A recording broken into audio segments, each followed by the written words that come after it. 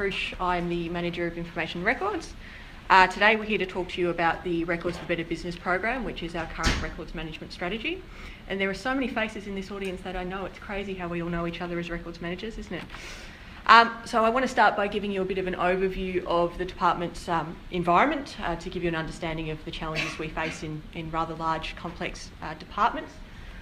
So this is the DGR records management environment. So we have 12 separate divisions, of that 2 corporate divisions, with a diverse range of functions. So we're talking about a range of functions from corrections through to consumer affairs, emergency management, and youth justice very, very recently. Because of our diverse functions, we have 15 applicable retention and disposal authorities, so that's quite a large number. With that comes 7,000 plus employees, over 50 business units and 150 regional locations. And those stats are from our current website, which hasn't been updated with the transfer of youth justice, so we're getting a little bit larger than that now. So what do we do as a small central team to support such a large organisation? Well, we have 3 central functions. Policy and compliance monitoring, so we set the policy for the department, many associated standards and guidelines. We monitor compliance with the department's policy. We provide specialist support across the department, either through our inquiries line or through reactive assessments when something has happened and we're told about it.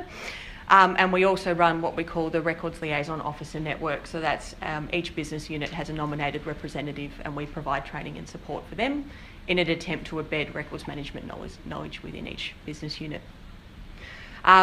What we're here to talk to you today is about our records management strategy. So we're responsible for developing and implementing an organisational-wide records management strategy. The current one is the Records for Better Business program. And we support strategic records management projects across the department. So obviously, given our size, areas like Corrections Victoria, for instance, will do large-scale records management projects on their own, and we support them to do that. So the Records for Better Business program started in 2015-2016. There are 3 priority streams for the program. So we have a governance and integrity stream where we look at making sure each staff member knows what their responsibilities are in what we call our devolved records management environment. So each business unit head is responsible for the records management practices within their business unit. So they need to know what that entails, and part of this program is making sure they know what that involves. We support business units to comply with the policy through very clear guidance. So we tailor our guidance to someone who doesn't have any records management experience, and we push them towards our team when something requires specialist knowledge. We support business units to improve records management practices through the Records Management Maturity Review program, which Patti will speak to you about in detail this morning. In the process and system stream, I'm only going to talk about the records management initiatives in this space because there is a trim upgrade happening in parallel to this, which is being delivered by our partners in electronic document systems. But in the record space, we've got a huge focus on what happens to the management of records in line of business systems. So how do we support business units to do that? What do we expect line of business systems to have in place in order to support the management of records? And when they don't have the potential, what does that mean? And how do we move them into a compliant system? We have a massive focus on digital records management, which we're rolling out through, as the Auditor General has said, by getting rid of the myths around when you need to print a file, but also through supporting the development of digitisation procedures across the department. In the people and capability stream, which I think is our most important stream because we have to build this capability within each of the business units, we have a Records Liaison Officer network. So that network has forums that are run 4 times a year and regional forums that are run that are exact duplicates of what's run at central office. Those concentrate specifically on each stage of the records life cycle. So we'll have one on disposal, we'll have one on digitisation, we'll have one on creation and capture, for instance. So 2015-16 was the starting year of the strategy. The policy was updated early on to make sure that the policy had everyone's roles and responsibilities clearly defined in it. And we run what's called the Records Management Self-Assessment Tool Survey, which was, thanks to Adrian, who's in the audience today, a mandatory survey that each business unit across the department has to do on an annual basis. So that gives us so much knowledge about what they're doing and how we can work with them to address high-risk behaviours. In the processes and system streams, we implemented a DGR-wide digitisation plan. And to your question before, what we've done is we have an overarching plan that the Secretary has signed off. Digitisation procedures are then developed underneath that, which my team review and sign off on. So that's how we've made that kind of thing happen in our environment. We've assisted business units to develop digitisation procedures. So in the first year, I think we got to about 5 signed procedures, and we're continuing to support business units to do that this year. And as I've spoken to a couple of times, but it is very, very important, the Records Liaison Officer Network has been fully expanded. There are workshops that go with every presentation to give our Records Liaison Officers the real skills that they need to do things like sentence records, to make sure they understand what the central requirements are for digitisation activities, for instance. This year, we've been working on a full refresh of our standards and guidance. So anything that supports the records management policy has been completely reviewed. We've developed three overarching standards that look at each stage of the records management lifecycle. So we've put together creation and capture, access and control, and storage and disposal. It just makes a bit more sense in our operating environment to view them in those clusters. We're also developing a line of business system standards. So if you're managing things in line of business systems, what does that mean and what do you need to have in place? One of our biggest things this year is we've developed what we're calling a common record type digitisation procedure. So where we have officers across Victoria who are performing similar functions and creating the same kind of records, there is an overarching digitisation procedure across those records. So that's a major piece of work, but we're going to reduce the amount of paper in our region significantly by going through that process. And we've also continued the rollout of business unit level procedures. One of the biggest ones I'll point to is the Working with Children check procedure, which was signed off this year, has led to the destruction of 1.2 million records. So that's quite a significant reduction in the amount of off-site storage space that we need. We held 4 RLO forums, and this year we're developing an RLO strategy. So how are we going to take this forum, which has been really well received, and push it out even further and expand the engagement, particularly in regional areas, with the RLO program. I'm going to pass over now to Patti, and then I'll come back at the end if there are any questions, to run you through our Records Management Maturity Review program, which we started this year. Thanks, Cara. Hi, everyone. As Cara just pointed out, I'm responsible as part of my portfolio within Cara's team is to do the compliance side of records management for the department, and this includes the records management maturity reviews. Now, what we've done is we've developed a program of continuous improvement. So that's what our reviews look at. We go into each of the business units and do a review on their records management practices across all aspects of records management, across the entire life cycle of records. And it's a voluntary thing. We don't go in with a big stick and say, you must be reviewed, you must be reviewed. We actually have a negotiation process with the business units, and we basically sell it as a gap analysis. So we come in and we say, we can look at your records management practices and processes, identify any gaps and help you resolve those gaps. So as Cara said, the overall business program for records management is around continuous improvement. The reviews themselves measure against and address the requirements of our own policies and procedures within the department, the PROV standards, and the VAGO checklist that we were talking about earlier before. It is actually a really useful piece of documentation to use if you ever want to put a program like this in place. Now, what the reviews also look at is it's designed to inform resource prioritisation, so making sure we have enough people within the department that know about records management and the requirements around records management, and getting those people to put programs like this in place instead of giving it to the trainee that comes in and say, here, records management's your job. Making sure that the people that get this work and these roles to do have the skills and the knowledge that they need. It's also designed to inform training activities. Again, as Cara pointed out, we do the Record Liaison Officer forums. We also do individual training sessions. So we have business units that will come to us and say, can you do a training session on disposal? We've got a compactus room full of records, what do we do with it? And we'll actually do one-on-one training as well. So we do it from a departmental level and at a business unit level, but we also do it at team levels. And it's also designed to inform the development of future records management strategies. So by doing the records management self-assessment tool that we do overall across the department, and then doing these individual reviews across the business units, we get a really good idea of what's happening across the department, and then we can better understand what's going on and where they need help, and we can put better strategies in place.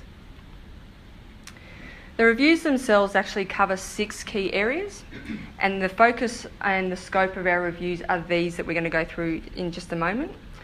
We look at local operating environment, which includes RM procedures. So do they have things like local operating procedures around records management, or is everybody just doing their own thing? We also have a staff survey where before we go in and do an on-site inspection, so to speak, we actually give an online survey to all our staff members within that business unit being reviewed and ask them to report on their specific practices. So what the business unit requires them to do and what they as an individual do may be completely different.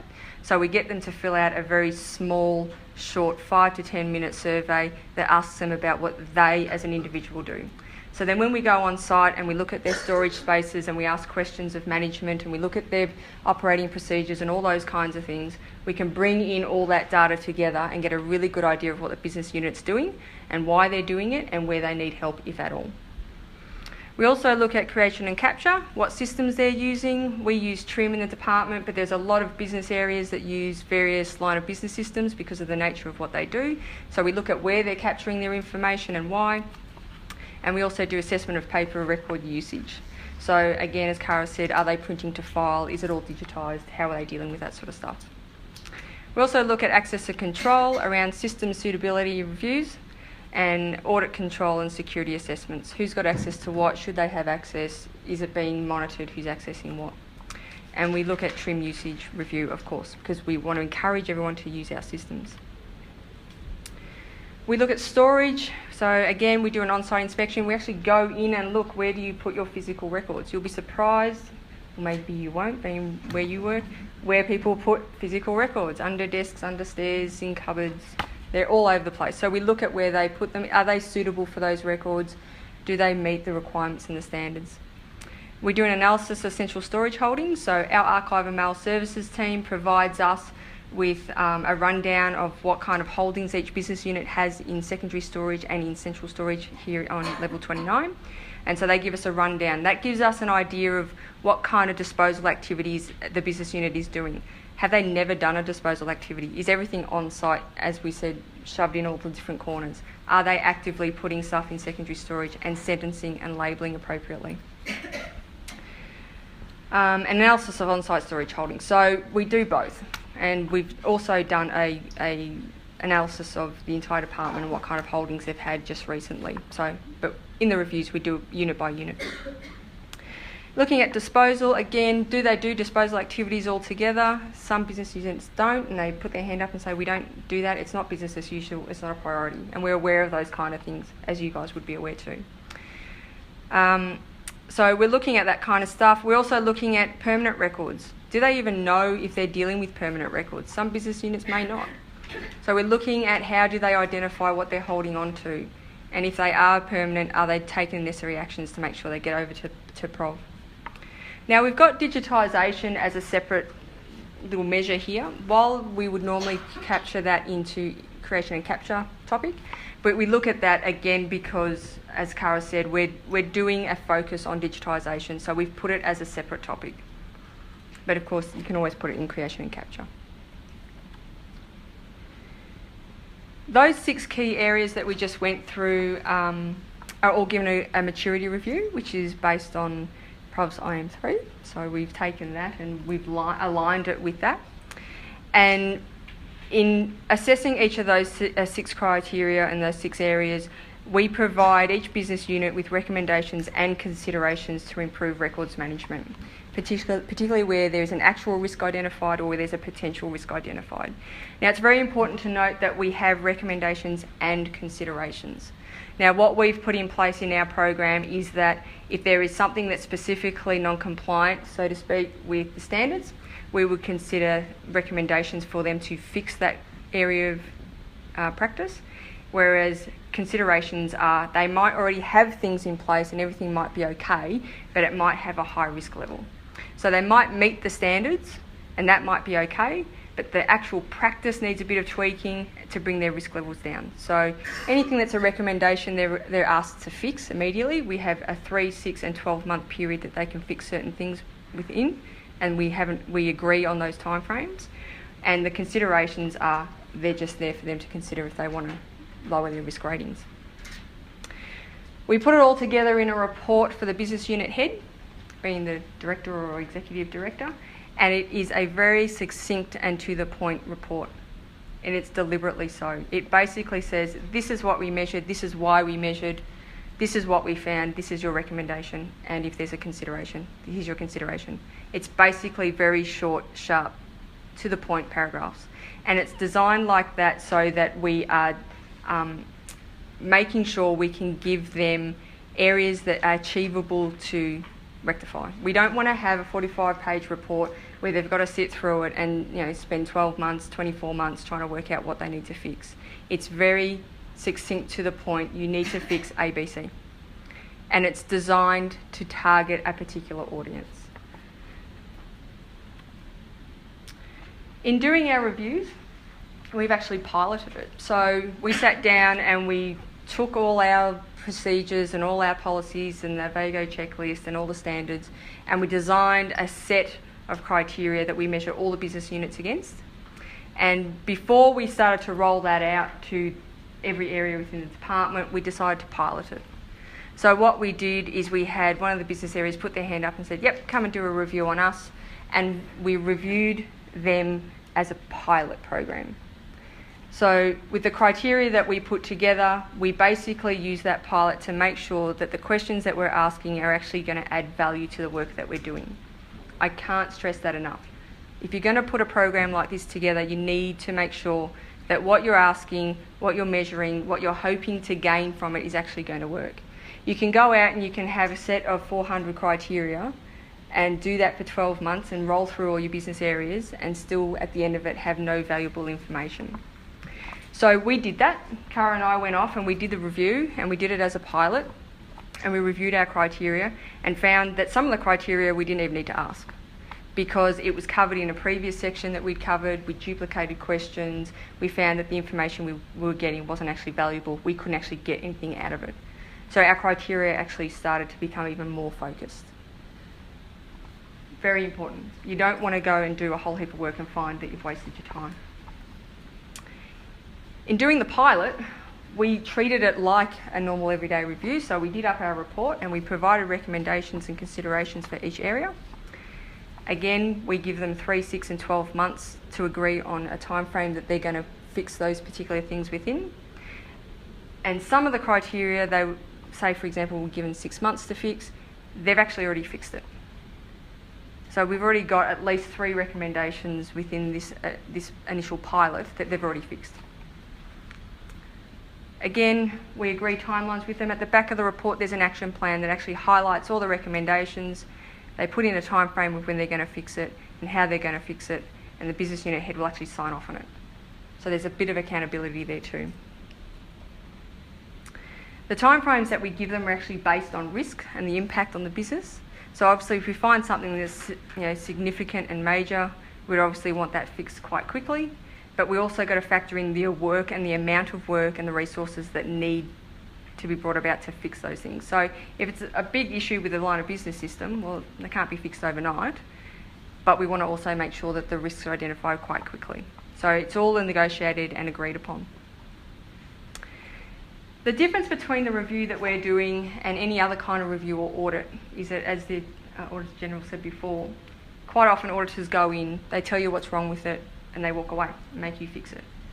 We don't do that because we don't run our program like that. We're in the business of helping our department get to where they need to with records management. So what we do is we identify all those areas, we recommend what we need to recommend, and then we actually work with them to get those bits of work in place. So if the recommendation is that they need a local operating procedure for their business unit around records management, we will actually sit with them in workshops and help them write it. And it will be a back and forth process until it gets to a point that everybody's happy and agreed. Okay, any questions about anything? The program in general audits? I work for a government area, but shall remain nameless. Is it in the department? Yes. Okay. Right. Okay. Shall remain nameless. Yes. Shall remain nameless. I won't. I was hired on a records management